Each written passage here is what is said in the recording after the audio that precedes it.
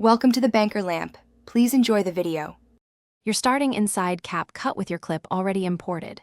First, make sure the clip is selected and you can see its keyframes. Open the graph or keyframe icon.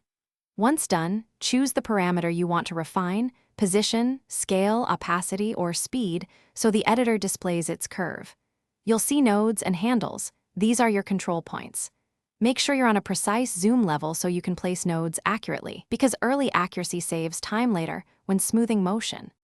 Now you'll modify the curve to shape motion or easing. Select a keyframe and drag the node to move its value in time or amplitude, then pull the handles to adjust the tension and create smooth or sharp transitions. You can add extra keyframes by tapping the curve where needed, which helps control velocity spikes. Once you've adjusted a section, play back the clip to observe timing, this iterative loop.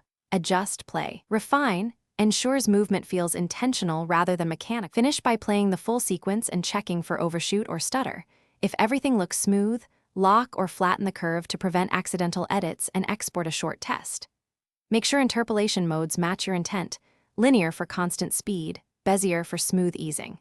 If motion feels wrong, go back and nudge handles or add 1/4 sized adjustments to keyframes until timing reads naturally.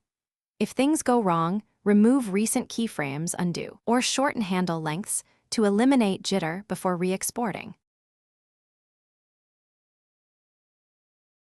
Thanks for watching. If this was helpful, leave a like and consider subscribing. See you next time.